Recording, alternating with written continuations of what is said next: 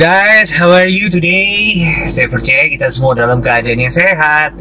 Dimanapun kita berada, dimanapun kalian berada, doa saya adalah kalian dalam kesehatan yang prima. Kalian bisa melakukan segala aktivitas kalian seperti melakukannya untuk Tuhan. Lakukan dengan damai sejahtera, lakukan dengan sukacita, karena disitulah letak kekuatan kita. Teman-teman, beberapa hari kemarin saya kayak ingat sebuah lagu yang memberikan saya kekuatan, lagu yang tetap memberikan saya pengharapan, lagu yang tetap memberikan saya sukacita. Saya mengajak kita semua untuk boleh nyanyikan lagu ini bersama-sama dengan saya. Saya senang banget lagu ini bisa memberkati saya, dan saya percaya lagu ini pasti memberkati kita semua. Kita akan nyanyikan lagu ini sama-sama ya. Jangan menyerah. Tuhan tak pernah janji langit selalu biru, tetapi Dia berjanji selalu menyertai. Tuhan tak pernah janji jalan selalu rata, tetapi Dia berjanji memberikan kekuatan.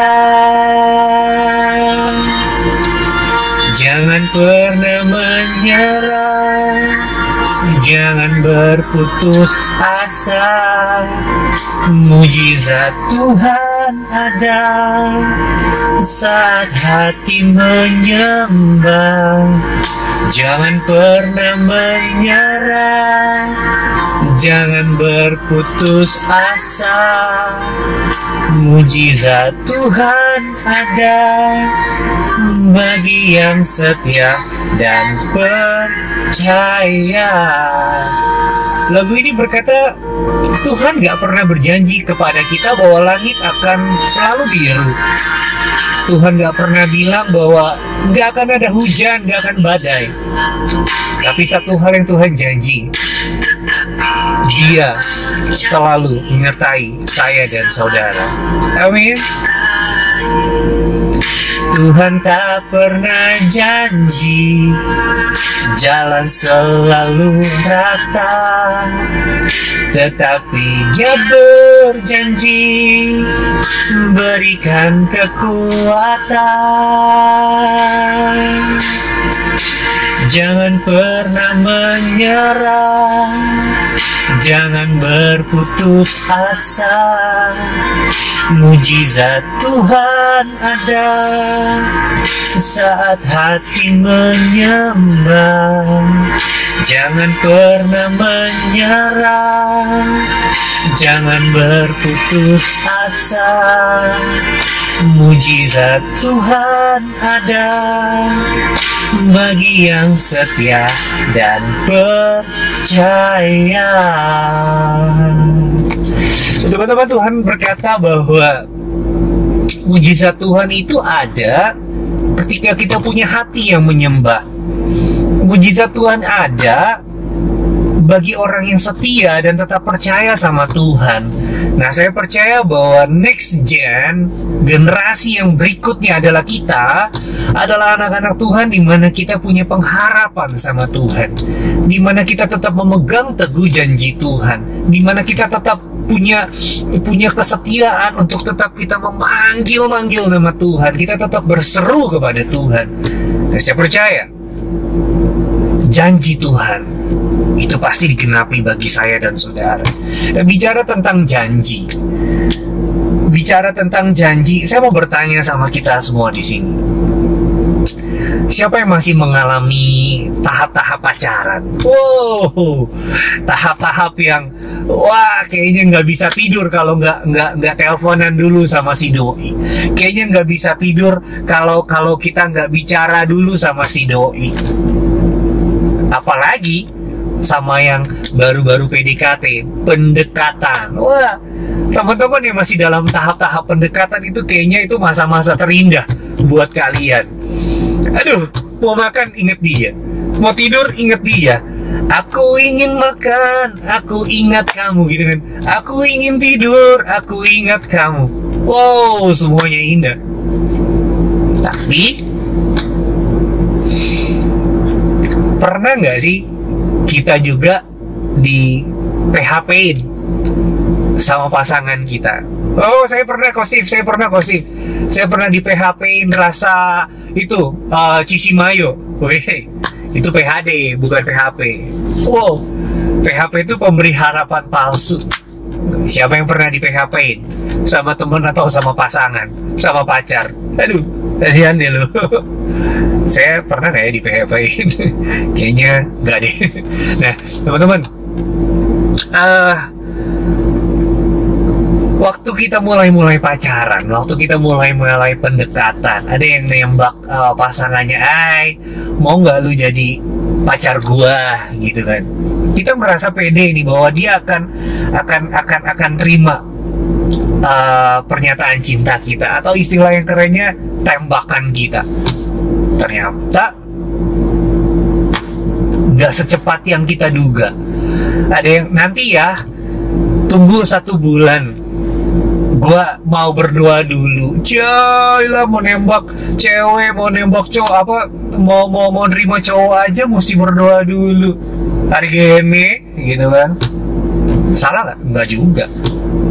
Ada yang bilang tunggu ya 1 minggu, gua berdoa dulu, gua tanya Tuhan deh, lu cocok gak sama gua, lu boleh gak buat gua, gitu kan. Nah, tapi kita mengalami sebuah janji dari pasangan kita. Nah, bicara tentang janji, saya mau bagikan satu firman Tuhan. Kita akan baca sama-sama, teman-teman. Saya mau kita semua baca di 1 Samuel pasalnya yang ke-16. 1 Samuel pasalnya yang ke-16. Wah, udah mulai ada yang menerka-nerka ini mau bicara tentang siapa ya gitu. Oke, nggak apa-apa. 1 Samuel 16 pasalnya 1 Samuel pasal 16 ayat yang ke-13. Saya bacain bagi kita semua. Samuel mengambil tabung tanduk yang berisi minyak itu dan mengurapi Daud di tengah-tengah saudara-saudaranya. Sejak hari itu dan seterusnya berkuasalah roh Tuhan atas Daud.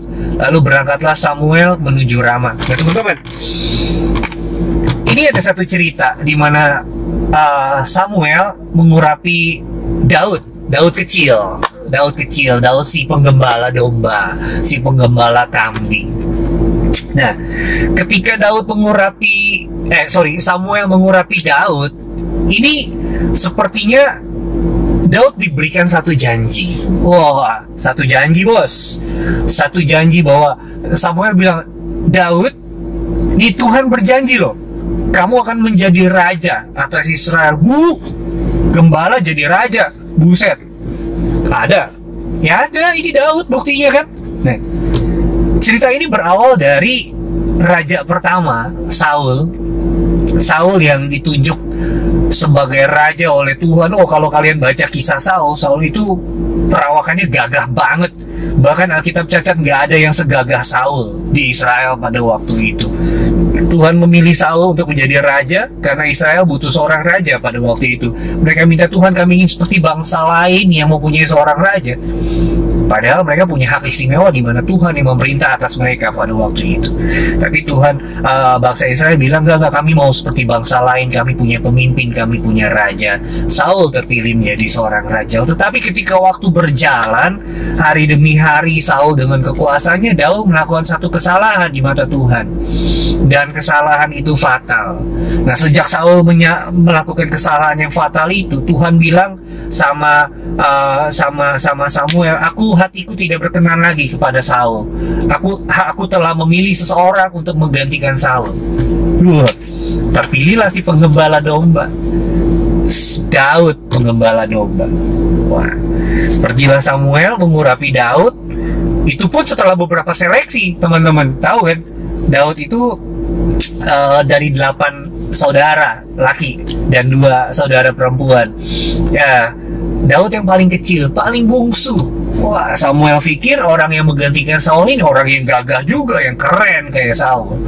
Anaknya Isai disuruh berbaris, berderet. Wah, oh ini nih pasti nih si A nih. Wah, tapi Tuhan bilang bukan dia. Si B bukan dia, si C bukan dia, kata Tuhan. Sampai Samuel capek kan. Hei Isai, emang anak lu cuma segini doang? Pasti ada yang lain nih, karena Tuhan bilang bukan mereka semua.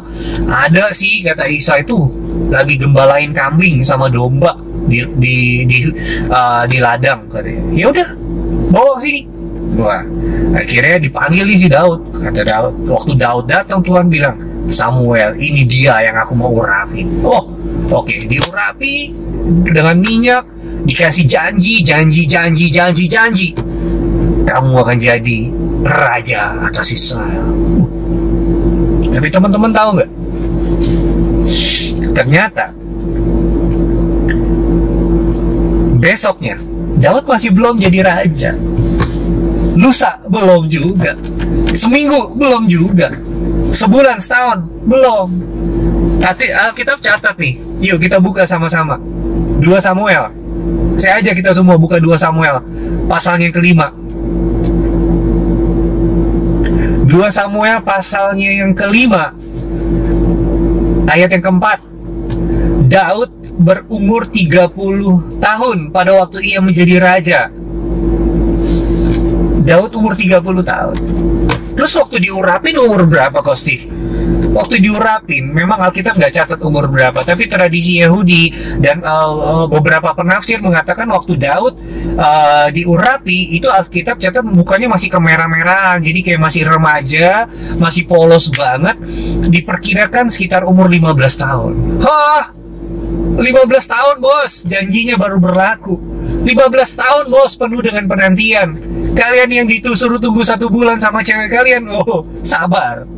Tetap dalam doa dan perbuatan. Daud 15 tahun teman-teman. 15 tahun. Kalian pikir gampang nungguin janji 15 tahun? Tahu nggak? Ketika Daud diurapi untuk menjadi seorang raja menggantikan Saul, Saul tahu itu. Bahkan ketika ada peperangan demi peperangan yang dilakukan Israel terhadap bangsa-bangsa di sekitar, Daud muncul loh. Kalian tahu kan? Daud mengalahkan Goliat. Kalau kalian tahu rata-rata orang Israel ya nggak beda jauh dengan kita lah, 1,8, 1,7. Daud yang masih remaja mungkin tingginya 1,7-an, 1,6. Goliat 3,5 meter bos.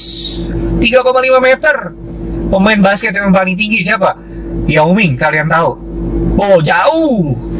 Goliat 3,5 meter. Ketika Daud membunuh dan memenggal kepala Goliat, bangsa Israel menyeru-nyerukan namanya Daud. Oh Daud.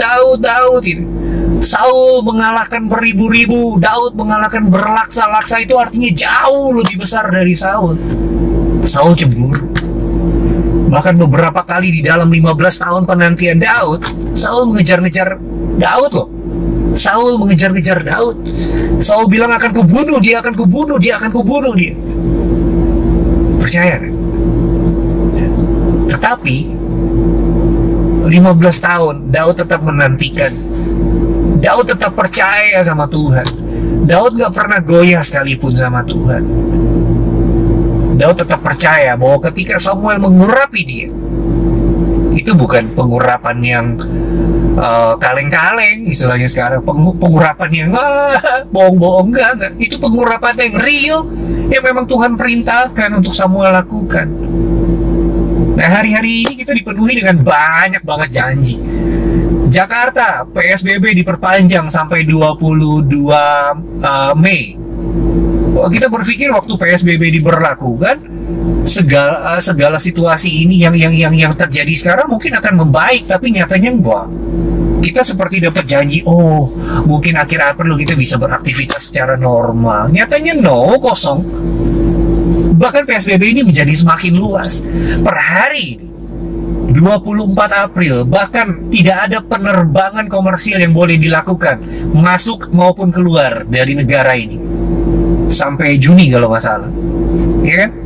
Semakin meluas nih semuanya. Wah, janji tinggal janji. Gitu. Kita berpikir bahwa kita akan beraktivitas dengan normal, kerjaan kita akan pulih dengan normal, tapi semakin melebar.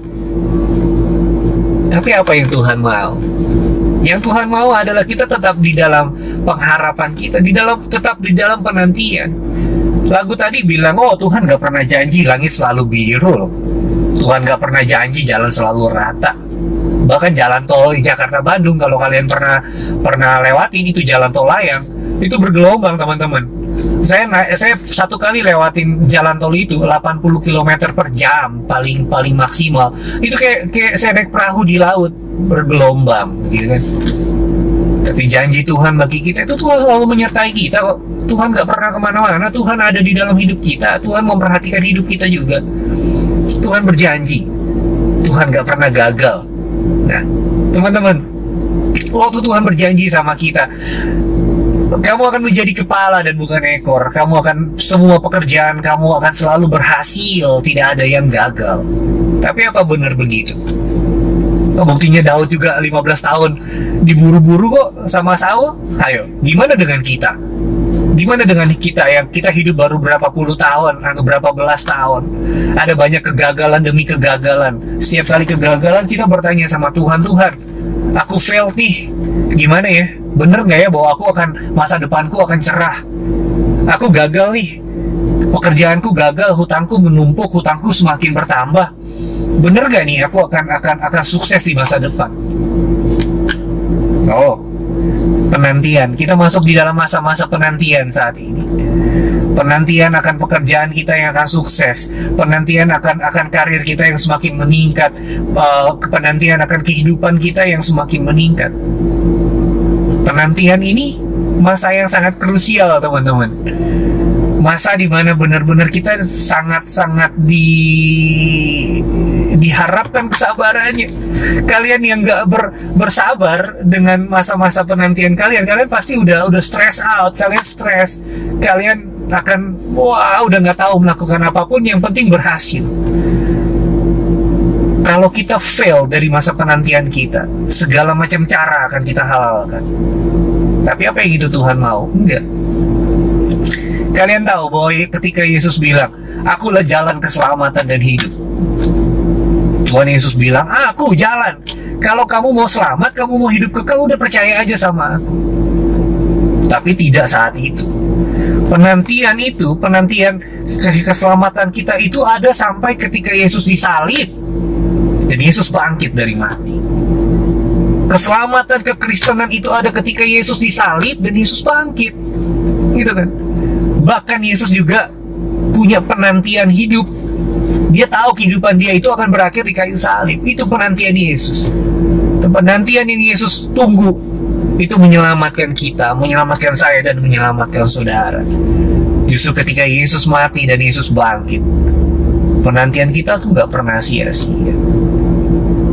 Tuhan ada bagi kita. Tuhan ada bagi saudara dan saya. Nah, teman-teman, yang Tuhan janjikan buat kita itu bukan PHP. Tuhan gak pernah mem-PHP-in kita. Tetapi di dalam penantian kita terhadap perbaikan perekonomian negeri ini, apa yang kita nantikan tentang pemulihan negara ini, penantian kita terhadap tangan Tuhan yang menolong kita, terhadap tangan Tuhan yang menyertai kita, harus tetap dilakukan dengan satu cara. Nah, caranya apa? Caranya itu hidup kita tidak menyimpang dari jalannya Tuhan. 15 tahun Daud dikejar-kejar oleh Saul. Pernah ada satu kejadian Alkitab catat, Saul sakit perut dan harus buang hajat ke satu gua. Padahal gua itu ada, di dalam gua itu ada Daud yang bersembunyi. Orang-orang di sekeliling Daud udah bilang, udah tuanku bunuh aja. Ini berarti tandanya nih Tuhan membawa Saul kepada tuanku untuk dibunuh. Daud bilang, no. Sekalipun aku tidak akan pernah menyentuh orang yang diurapi Tuhan. Luar biasa kan? Ketika Saul melakukan kesalahan, roh Tuhan mundur dari Saul. Dan Tuhan bilang, aku berkenan akan satu orang, nih si Daud. Samuel datang mengurapi Daud. Oke. Dan ketika Daud diburu oleh Saul untuk dibunuh, Daud bilang, aku tidak akan menyentuh orang yang diurapi oleh Tuhan. Luar biasa. Lihat, ada banyak kesempatan. Daud, kalau kalian baca di 1-2 Samuel, Daud membunuh Saul, tapi tidak dilakukan. Bukan cuma satu kali di gua itu, ada banyak banget. Tapi luar biasa yang dilakukan Daud. Daud tidak menyimpang dari jalannya Tuhan. Dia menunggu janjinya Tuhan digenapi atas dia. Dia menunggu konfirmasi kapan dia menjadi raja. Ketika Saul mati oleh pedang, oleh suku lain, oleh musuh, baru Daud menjadi raja. Satu cara bagaimana kita punya penantian kepada Tuhan, melakukan satu cara bagaimana kita tetap ada di dalam janjinya Tuhan adalah dengan kita tidak menyimpang dari jalannya Tuhan. Satu cerita lain, kalian mengingat Yusuf. Ada banyak mimpi waktu dia masih muda. Kalau nggak salah 17 tahun. Yusuf janjinya baru digenapi oleh Tuhan. Dia menjadi orang nomor 2 di negeri Mesir, teman-teman. Iya kan? Tetapi kalian baca juga ketika Yusuf mau diperkosa oleh istri Potifar, Yusuf lari. Yusuf menyimpang dari jalan yang tidak baik itu. Bagaimana dengan kita? Yang Tuhan inginkan adalah supaya kita tetap ada di jalannya Tuhan, bukan menyimpang ke kanan atau ke kiri. Tetap di dalam jalannya Tuhan, tetap di dalam rencananya Tuhan. Tuhan gak bilang bahwa jalannya Tuhan itu akan selalu rata. Enggak. Tapi di dalam ketidakrataan jalan yang Tuhan punya atas kita, itu membentuk kita, memproses kita, supaya ketika kemenangan demi kemenangan itu ada dan terkonfirmasi bagi kita, hati kita udah siap, hidup kita udah siap. Saya langganan Netflix, teman-teman. Saya langganan TV Netflix. Nah, Netflix itu keluarin satu film baru, dokumenter tentang Michael Jordan. Nah, kalau kalian nggak tahu Michael Jordan, dia seorang pebasket Amerika dan jago banget. Kita hampir semua pebasket itu mengidolakan Michael Jackson atau Michael Jordan, Michael Jordan, MJ. Nah, karirnya Michael Jordan ini ada di Chicago Bulls. Wah, luar biasa. Waktu dia cerita tentang awal mulanya dia di Bulls, dia itu nggak dapet apa, maksudnya nggak dilihat sama teman-teman yang lain. Anak baru seperti itu. Tapi ceritanya adalah, yang dia ceritain adalah ketika dia anak baru. Satu kali mereka harus tanding dan tinggal di hotel. Dia cari ini teman-teman hotel di mana ya? Diketokin kamar satu nggak ada. Nah, akhirnya ada di satu kamar. Nah, waktu Jordan ketuk pintu, dari dalam dia mendengar ada orang di luar. Dia bilang gitu. Teman-temannya bilang, coba lihat itu siapa? Oh, MJ, Michael Jordan. Oh, ya udah, masuk aja. Ketika Jordan masuk ke kamar hotel itu, dia melihat teman-temannya ada yang ngeganja, ada yang pakai heroin, ada cewek-cewek banyak deh di kamar itu. Nah, tapi Jordan bilang apa? Jordan bilang, oh, aku mau keluar aja. Jordan bilang di dalam sesi tanya jawabnya, dia bilang gini, aku nggak pernah mau menyentuh hal-hal seperti itu. Lihat teman-teman, seorang Michael Jordan, dia berjalan di jalan yang benar. Tidak pernah ada kasus loh Michael Jordan di dalam hidupnya. Dia oke, semuanya baik dia lakukan. Akhirnya dia benar-benar menjadi seorang legend di Chicago Bulls, seorang legend di dunia basket NBA. Keren banget. Nah, sama, Tuhan juga berharap bahwa kita tidak menyimpang ke kanan dan ke kiri. Tuhan tidak berharap bahwa kita itu keluar dari jalurnya Tuhan. Itu yang Tuhan mau. Di dalam janji ada sebuah penantian. Berapa lama janji Tuhan itu digenapi? Berapa lama janji Tuhan itu terkonfirmasi atas hidup kita? Kita nggak pernah tahu. Tapi yang Tuhan janji, apa yang Tuhan berikan, apa yang Tuhan janjikan bagi kita itu pasti digenapi. Ketika Tuhan ciptakan kita, Tuhan membawa kita ke dalam satu kebaikan, satu kebenaran, satu hal yang luar biasa yang bahkan kita pun nggak pernah berpikir, yang kita nggak pernah lihat, kita nggak pernah dengar, kita nggak pernah ucapkan dengan lidah. Tuhan siapkan semua bagi kita. Dan saya percaya hari-hari ini di dalam penantian kita terhadap perbaikan ekonomi kita, terhadap perbaikan negara kita, pemulihan negara kita, dan Tuhan juga sedang memperbaiki kehidupan kita untuk masuk ke dalam tahap yang lebih lagi, the next level. Saya percaya ketika lagu tadi kita nyanyikan, janji Tuhan itu ada bagi hati yang menyembah. Janji Tuhan itu ada bagi setiap kita yang setia dan percaya. Siang ini saya mengajak kita juga kembali kesetiaan kita, kembali kepada kesetiaan kita, kembali kepada kesetiaan kita. Karena Tuhan masih dan tetap ada bagi kita. Saya berdoa supaya firman ini memberkati kita semua, memberikan kekuatan bagi kita semua. Di dalam janji harus ada penantian, ada harga yang harus kita bayar. Tetap tunduk dalam otoritasnya Tuhan, tetap tunduk dengan apa yang Tuhan mau untuk kita kerjakan. Jangan mengeluh, jangan pernah mengumpat, jangan pernah bertanya tentang apa yang ingin Tuhan lakukan bagi kita. Udah, ikutin aja apa yang Tuhan mau. Bersyukur, bersyukur, dan bersyukur. Terima kasih teman-teman. Kita akan berdoa. Kita akan satu di dalam doa. Kami bersyukur Tuhan untuk firman Tuhan yang singkat, yang baik, yang kami mengerti dengan mudah. Dan izinkan kami untuk kami boleh tetap setia kepada Tuhan, untuk kami boleh tetap setia di dalam apa yang Tuhan rencanakan bagi kami. Kami tahu di dalam sebuah janji akan ada satu penantian, dan penantian itu kan kami jalani bersama dengan Tuhan sampai janji Tuhan itu digenapi atas hidup kami. Memberkati bangsa kami, memberkati gereja kami. Ada pemulihan demi pemulihan yang sedang Tuhan lakukan dan dikerjakan, dan kami mau tunduk di dalam otoritas Allah saja. Terima kasih Tuhan, terima kasih Roh Kudus, terima kasih Tuhan Yesus. Kami bersyukur, kami berdoa. Haleluya. Amin. Kalian diberkati, saya diberkati. Dan sebarkan berkat ini bagi teman-teman kita yang rindu untuk mendengarkan firman Tuhan. Puji nama Tuhan. Kita berkemenangan, generasi selanjutnya, next gen. Haleluya.